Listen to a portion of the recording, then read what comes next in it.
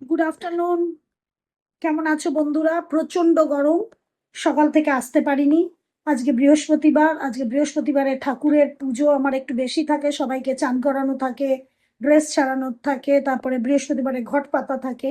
তো তবুও সকালবেলা দেখো সব কাজই তো করতে হয়। সকালবেলা জল খাবার আজকে হয়েছে আমাদের রুটি আর তরকারি।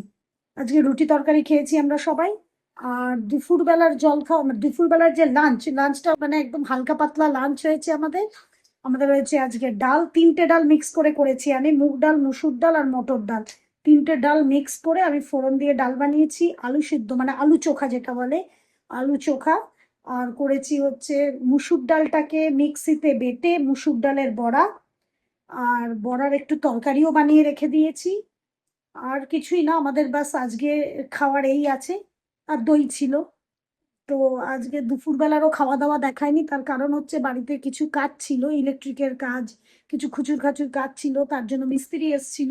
তো এদিকে আমি পুজো করছি, দাদা মিস্ত্রির পেছনে হুড়োহুড়ি করছে, তো আজকে খেতে খেতে আমাদের প্রচুর লেট হয়ে গেছে।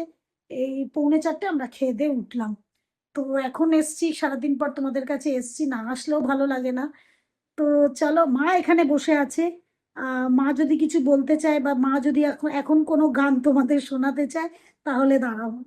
এরপর আমি তো বেরিয়ে যাব, 5টা নাগাদ আমি বেরিয়ে যাবো, আস্তে আস্তে সেই 9টা 10টা।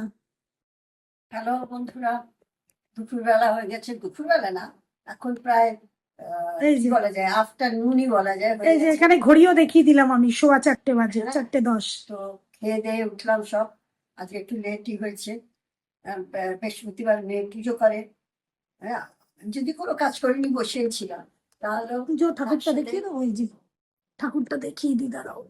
এই যে সব ড্রেস চেঞ্জ হয়েছে আজকে, ঠাকুরের সব ড্রেস চেঞ্জ হয়েছে, বৃহস্পতিবারের ঘট রাখা হয়েছে।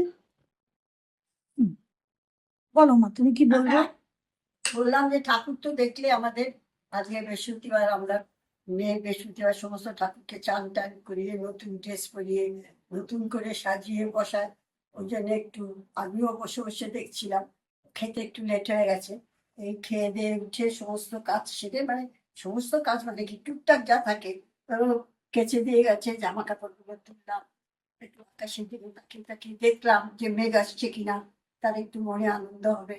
তো সেটাও দেখলাম আসছে না। যাই হোক, মন খারাপ নিয়ে ঘরে ঢুকলাম, জামা কাপড় কাচ টাচ করে বসলাম। আমাকে তবে একটু ওষুধ খেতে হয়, ওষুধ না খেলে আমার পক্ষে খুব মুশকিল।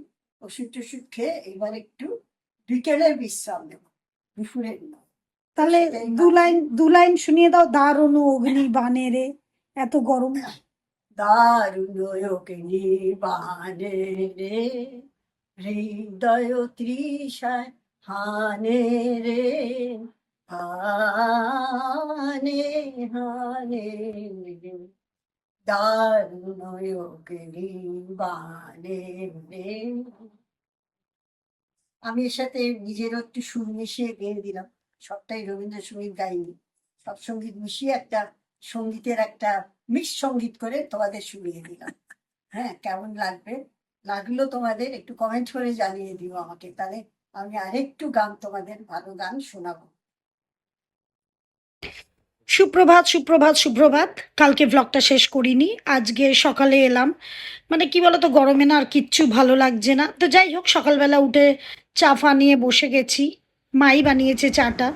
আর আজকে দাদার কতগুলো মানে ওর কলিগ আসবে এখানে, দুপুরবেলা সব খাওয়া দাওয়া করবে। যদি পারি নিশ্চয়ই দেখাবো আর কি কি হচ্ছে তোমাদেরকে আমি জানাচ্ছি। এদিকে দেখো মায়াদিও এসে গেছে, মায়াদিও খাচ্ছে। গরমে আমার হাল দেখেছো? এই যে কাপড়টা দেখছো, এটা পুরো ঘেমে চুপচুপে, মানে এটা পুরো ভিজে চুপচুপে হয়ে গেছে। আর আমার ম্যাক্সি ফ্যাক্সি সব চুপচুপে হয়ে গেছে। এতক্ষণ রান্নাঘরে বসে রান্না করলাম।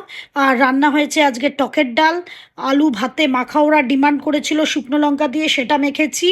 আর একদম মাছের, কাতলা মাছের ঝোল, দই। ঝট করে কাজে বেরিয়ে পড়লাম। আর কাজের পরে জানো তো, আমার দেখলাম আমি অনেকটা ফাঁকা আছি। আর আমাকে তো জানো আমি বাবা লোকনাথের ভক্ত, যখনই সময় পাই তখনই আমি বাবার কাছে চলে যাই। তো আজকে আমি তেঘরিয়া মন্দিরে চলে গেছিলাম, গিয়ে বাবার প্রার্থনা শুনেছিলাম, মন ভরে বাবার প্রার্থনা শুনলাম। তো তোমাদেরকেও বাবার দর্শন করিয়ে দিলাম। দেখো তেঘরিয়ার বাবা লোকনাথ, জয় বাবা লোকনাথ, গুড নাইট।